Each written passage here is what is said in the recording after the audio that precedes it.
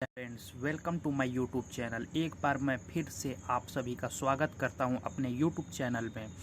आज मैं एक फिर इंटरेस्टिंग टॉपिक के साथ आया हूं, electrical transmission and distribution system के इम्पॉर्टेंट टॉपिक। जैसा कि आपको दिख रहा होगा, कोरोना। जी हाँ, कोरोना। आज हम कोरोना के बारे में डिस्कस करेंगे। ये आपके एग्ज़ाम के लिए भी इम्पॉर्टेंट है और अक्सर इंजीनियरिंग लाइफ में भी हम लोगों को देखने को मिलता है कि आखिर कोरोना होता क्या है। इनके बारे में हम लोग अच्छे से डिस्कस करने वाले हैं।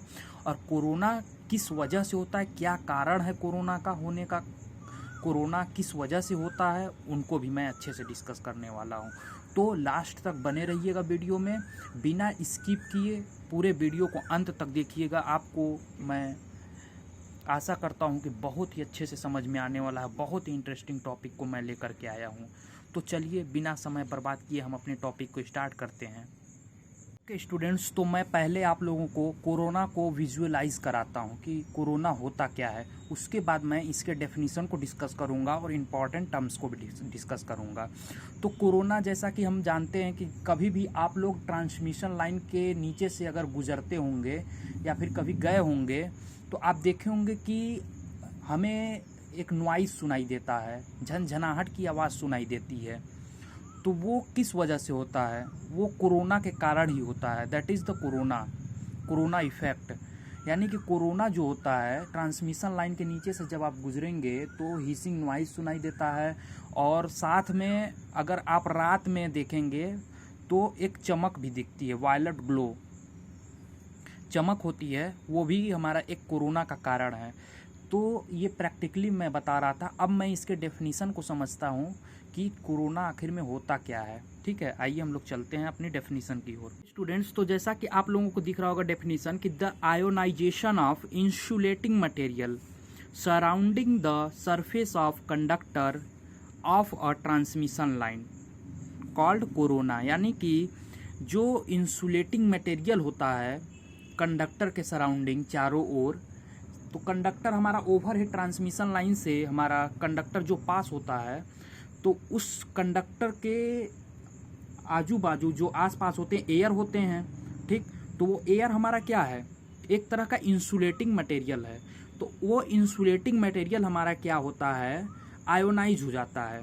तो वही इस डेफिनीशन के माध्यम से समझाया गया है कि the ionisation of insulating material surrounding the surface of conductor. Conductor के सरफेस के चारों ओर जो है एयर जो अवेलेबल होता है वो हमारा क्या हो जाता है, आयोनाइज हो जाता है। आयोनाइज मतलब कि जो एयर है वो एक कंडक्टिंग मटेरियल की तरह, यानी कंडक्टर की तरफ बिहेव करने लगता है। यानी वो जो एयर होता है उसमें भी हमारी जो है करंट की फिनोमेना अकर होती है, यानी उसमें भी करंट फ्लो होने लगता है।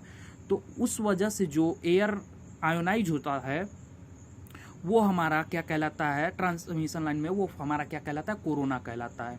ये एक तरह का हमारा लॉस है। ठीक, एयर हमारा आयोनाइज हो रहा है, एयर आयोनाइज हो रहा है यानी कि वो तो टोटली हमारा लॉस में कन्वर्ट हो जा रहा है। तो most of the transmission line जो होता है वो हमारा क्या होता है, ओवरहेड होता है।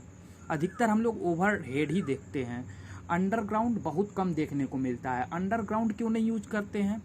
अंडरग्राउंड इसलिए नहीं यूज करते हैं क्योंकि वो ज़्यादा हमारा कॉस्टली हो जाता है in comparison of overhead transmission line. Overhead transmission line हमारा क्या होता है, कास्ट इफेक्टिव होता है, कम कास्ट का होता है। तो जो मोस्ट ऑफ द, इसको भी हम लोग एक इम्पॉर्टेंट टर्म्स में लिख सकते हैं कि जो most of the transmission line जो होता है वो हमारा क्या होता है, ओवरहेड होता है। ठीक, क्यों ओवरहेड हम लोग यूज करते हैं, क्योंकि ये कॉस्ट इफेक्टिव होता है। ठीक है, कॉस्ट इफेक्टिव यानी कि कॉस्ट इफेक्टिव होता है, इस वजह से हम लोगों को यूज करते हैं। कहीं भी हम लोग कुछ भी काम को स्टार्ट करते हैं, कहीं भी गवर्नमेंट प्रोजेक्ट देती है तो हम लोग क्या सोचते हैं कि कम से कम कॉस्ट में अच्छा से अच्छा वर्क हो सके, अच्छे से अच्छे बेहतर काम हो सकें। तो कॉस्ट को ध्यान रखते हुए बजट के अनुसार हम लोग किसी भी कार्य को करते हैं। तो हम लोग को देखा गया कि अंडरग्राउंड और ओवरहेड में हमको कॉस्ट इफेक्टिव जो ज़्यादा लगा वो हमें क्या लगा, overhead transmission line. Overhead transmission line underground के कंपैरिजन में हमको सस्ता लगा, इसलिए हम लोगों ने ओवरहेड को चूज किया। पहली इम्पॉर्टेंट बात हमें ये समझ में आती है कि कोरोना आखिर में होता क्यों है, कोरोना अकर होने का मेन रीज़न क्या है, उसको हम लोग समझते हैं। आइए ध्यान दीजिएगा, यहाँ पर ये हमारा सपोज कीजिए कि ये ट्रांसमिशन लाइन है, ठीक है। ट्रांसमिशन लाइन है, एक पे हमारा क्या होता है, पॉजिटिव चार्ज होता है और दूसरे पे क्या होता है, निगेटिव होता है, ठीक। जैसा कि हम लोगों को पता होता है, ठीक है, मालूम है कि एक पॉजिटिव होता है और एक निगेटिव होता है। तो पॉजिटिव जहाँ पर होगा वहाँ पर इलेक्ट्रॉन का मूवमेंट होगा, जो पॉजिटिव चार्ज होगा वहाँ पर आसपास क्या होंगे, इलेक्ट्रॉन्स होंगे। तो इलेक्ट्रॉन्स जो होंगे एयर के सराउंडिंग, वो क्या करेंगे कि एयर में जो मॉलिक्यूल प्रेजेंट होते हैं वो मॉलिक्यूल क्या करते हैं, इलेक्ट्रॉन पे एक फोर्स डेवलप करते हैं। यानी कि वो मॉलिक्यूल जब इलेक्ट्रॉन से टकराते हैं तो इलेक्ट्रॉन हमारा क्या होता है, तो हम लोग यहाँ पर समझते हैं कि इलेक्ट्रॉन पर अगर हमारा फोर्स अप्लाई हुआ, यानी कि जो एयर के सराउंडिंग जो मॉलिक्यूल्स होते हैं वो इलेक्ट्रॉन से जब टकराते हैं तो क्या होता है कि इलेक्ट्रॉन हमारा क्या होता है, कई सारे पार्ट में बिखर जाता है, ठीक है, कई सारे पार्ट में बिखर जाता है। ये इलेक्ट्रॉन इसी तरह से कई सारे पार्ट में टूट जाता है। तो क्या होता है कि जो मोबिलिटी ऑफ इलेक्ट्रॉन होता है वो क्या हो जाएगा, इसके वजह से हमारा मोबिलिटी ऑफ इलेक्ट्रॉन इंक्रीज हो जाएगा। यानी यहाँ पर हम लोग मोबिलिटी जो होता है, मोबिलिटी ऑफ इलेक्ट्रॉन क्या होगा, इंक्रीज हो जाएगा। यानी कि इलेक्ट्रॉन की मोबिलिटी हमारी क्या हो जाएगी, इंक्रीज हो जाएगी। अब मोबिलिटी क्या होता है कि जो मोबिलिटी को हम इजीली ये समझ सकते हैं कि मोबिलिटी हमारा जो इलेक्ट्रॉन को फ्लो कराने में हेल्पफुल है, यानी कि how electron can flow easily, यानी इलेक्ट्रॉन कितनी आसानी से मूव कर सकता है, दैट इज कॉल्ड मोबिलिटी, ठीक।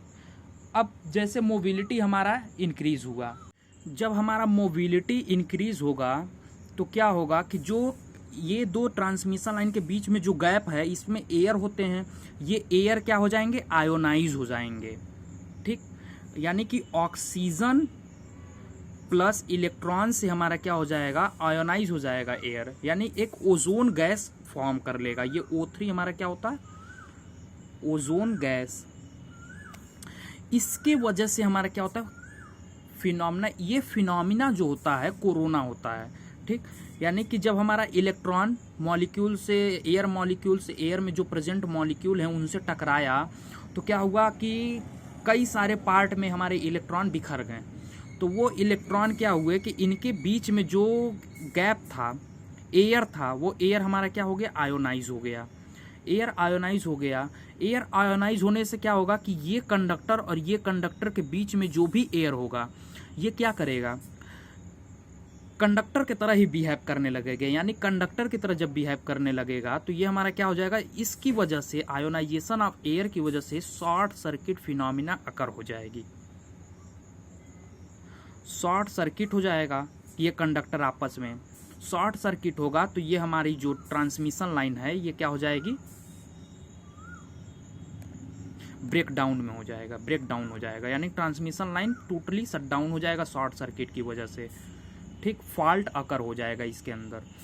तो अब हम इतनी चीज़ समझें, अब कोरोना को आइडेंटिफाई कैसे करेंगे, क्या क्या चीज़ें हो सकती हैं जिसकी वजह से हम कोरोना को आइडेंटिफाई कर सकते हैं। यानी ट्रांसमिशन लाइन के अंदर हमें क्या क्या दिखेगा ऐसा चीज़ कि जिससे हम कोरोना को ईजिली पहचान सकते हैं कि दैट इज़ कॉल्ड कोरोना। तो आइए इसको भी हम लोग समझते हैं। तो ये मुख्य कारण है हमारे कोरोना के। क्या है, पहला कि कोरोना अगर होगा ट्रांसमिशन लाइन में तो हमें हीजिंग नॉइज, एक आवाज़ सुनाई देगी। उसके बाद क्या होगा, violet glow, bluish glow, violet glow या bluish glow around the conductor, एक चमक कंडक्टर के चारों ओर हमें दिखेगा, ठीक। उसके बाद अगला रीज़न क्या हो सकता है, रिलीजिंग ऑफ ओजोन गैस। जैसा कि हम ऊपर समझे हैं अभी, ये ओजोन गैस रिलीज हो रहा है तो ये फिनोमेना क्या कहलाता है? कोरोना। कोरोना के वजह से ही ये कारण होता है, यानी ये फिनोमेना अकर होता है। तो रिलीजिंग ऑफ ओजोन गैस यानी कि ऑक्सीजन के जो मॉलिक्यूल हैं वो इलेक्ट्रॉन के साथ टकराएंगे तो क्या होगा? एक ओजोन गैस फॉर्म होगा। तो ये कई सारे रीज़न हो गए। तो ये आपके इम्पॉर्टेंट हैं एग्ज़ाम के लिए भी, सेमेस्टर एग्ज़ाम के लिए भी, साथ में ऑब्जेक्टिव के लिए भी। यहाँ पर कई तरह के ऑब्जेक्टिव फॉर्म हो सकते हैं। तो अगले लेक्चर में हम लोग कोरोना के अलग अलग मेथड को भी डिस्कस करने वाले हैं, अलग अलग इम्पॉर्टेंट टर्म्स को डिस्कस करने वाले हैं। तो लेक्चर में इसी तरह बने रहिए, ज़्यादा से ज़्यादा लोगों तक शेयर कीजिए और अधिक से अधिक लोगों को बोलिए सब्सक्राइब करने के लिए। इसी तरह से हम अच्छे अच्छे लेक्चर, अच्छे अच्छे वीडियो आप लोगों को रिकॉर्ड करके लाते रहेंगे, जो कि आप लोगों को बहुत ही हेल्पफुल साबित होने वाला है। तो आप लोग इसी तरह बने रहिए, अपना सपोर्ट बनाए रखिए और लाइक कमेंट करके हमें मोटिवेट करते रहिए, ताकि हम आप लोगों के लिए अच्छे अच्छे कंटेंट को लेकर के आते रहें। तो थैंक यू वेरी मच। अभी तक के लिए इतना ही, मिलते हैं अगली लेक्चर में, तब तक के लिए बाय बाय।